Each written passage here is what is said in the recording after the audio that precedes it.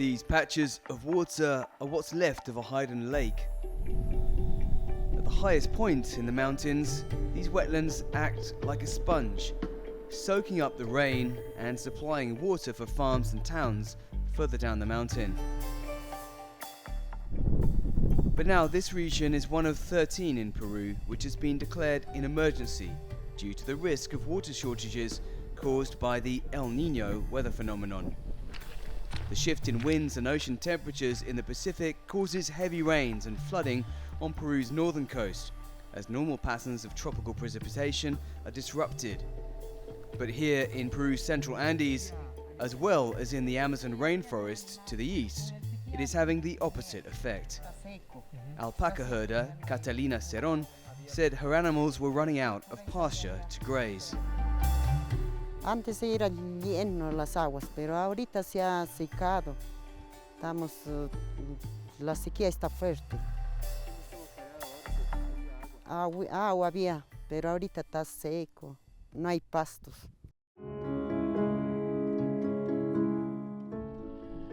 A few hundred meters down the mountain, this farming community is preparing land for a potato crop. This is the way land has been ploughed since time immemorial in Peru, using one of these, a chaquitaquia or foot plough. They're sowing native potatoes here at 4,000 meters above sea level. Men and women do this back-breaking work together. Few people live at this altitude, above even Bolivia's La Paz, one of the world's highest cities.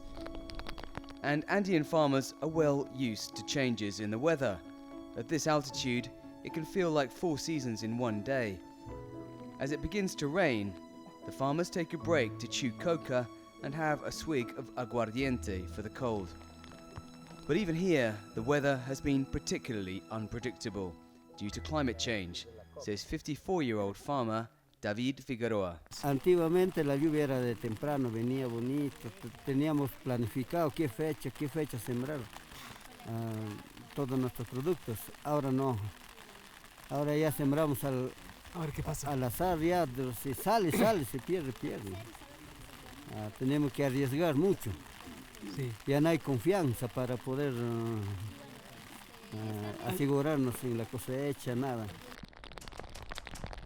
There are a few rain showers, but not enough, he says. It should be raining much more.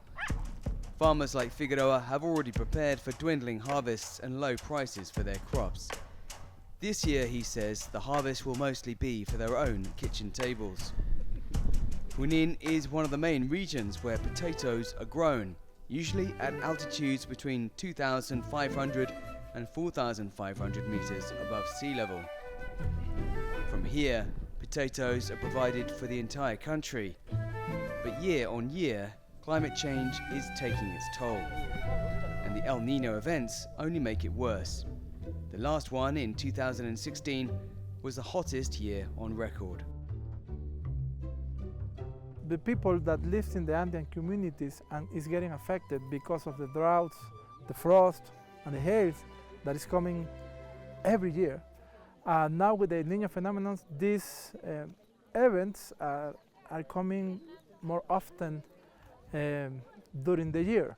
For example, last year we had 15 frost events.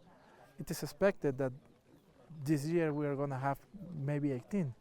So these hazards are coming not only more often during the year, but they are coming with more intensity. This, plus high prices for imported fertilizers due to the conflict in Ukraine, means that subsistence farming families are struggling, and so in turn are their children. Porque de la agricultura vivimos, como te digo, los más grandes vendemos para comprar siquiera arroz, azúcar, fideos, para cambiar de comida. Pero cuando no hay, ya dio pequeñitas nomás, ya ni te compran también, ¿no? Y si vendes por menos precio también, ya no es favorable ya. Señor Inostroza is a highland farmer raising his 3 children on his livestock and a hectare of land for potato crops.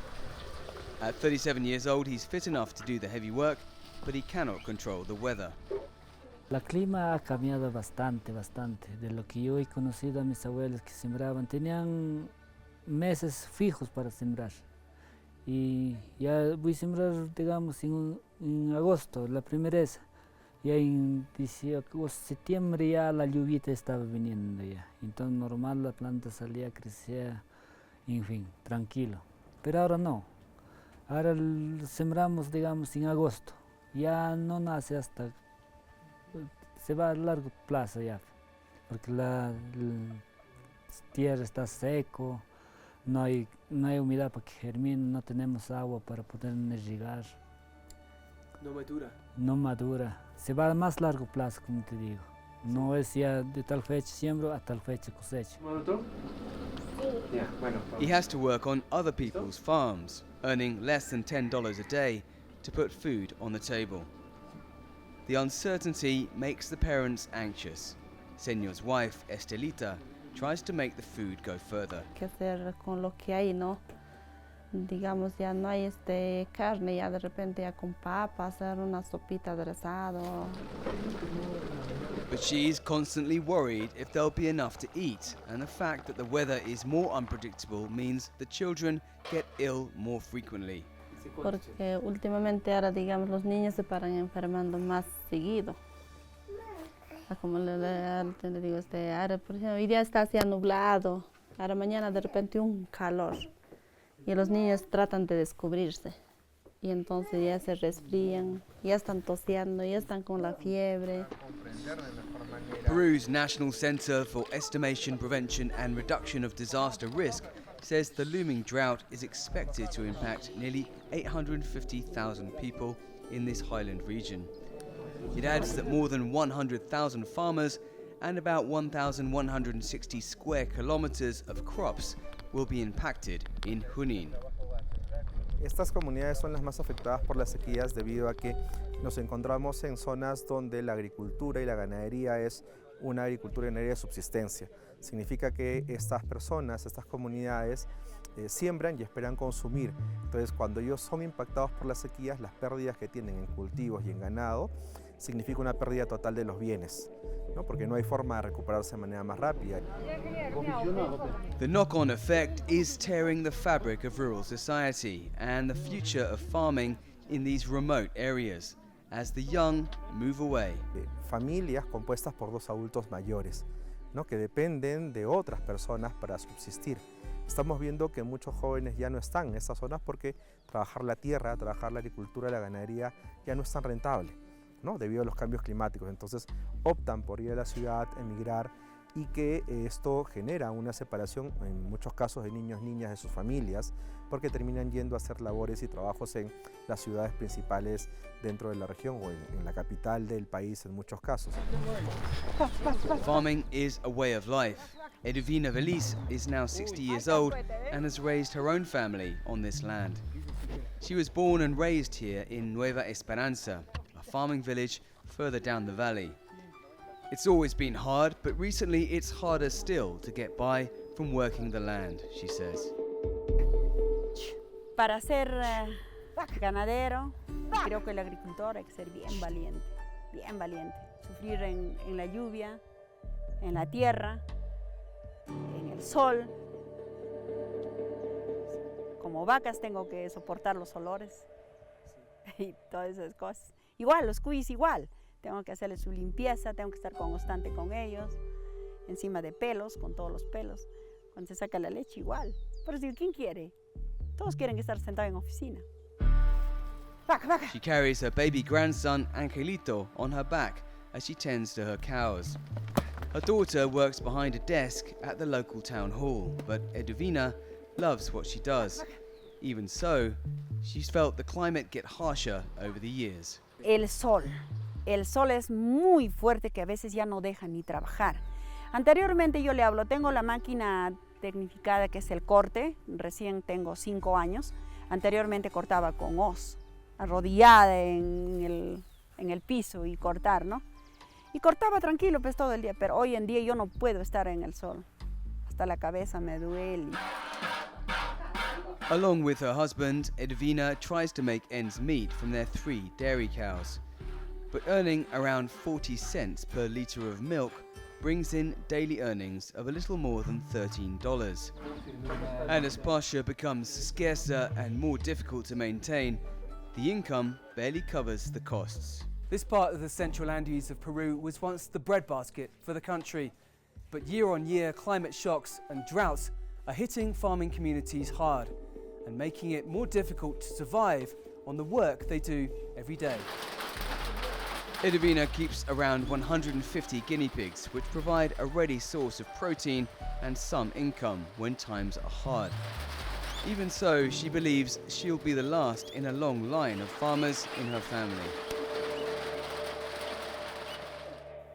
The Peruvian state has to make a stake in keeping people in the countryside by investing in development and helping them build reservoirs to conserve their water supply, says Ángela Dionisio. El país y las ciudades se alimentan de la agricultura familiar y no de la agroexportación, ¿no? Y las sequías afectan con mayor fuerza a la pequeña o agricultura o denominada también agricultura familiar que está en el espacio rural, ¿no? Y está ubicado principalmente en las sierras. Así hay un impacto sobre las economías de estas familias que ya han tenido pocos ingresos. While Peru has made progress in designing public policies for disaster management, the political instability of late, with 6 presidents in as many years, has made consistency almost impossible. Although El Niño events are natural and cyclical, the impacts are being aggravated by the climate crisis. This El Niño year is likely to trigger a new spike in global heating, just as the last one in 2016 was the hottest year on record. At the mercy of climate change and caught in a downward spiral, Peru's small farmers need state help so they can keep on feeding the country.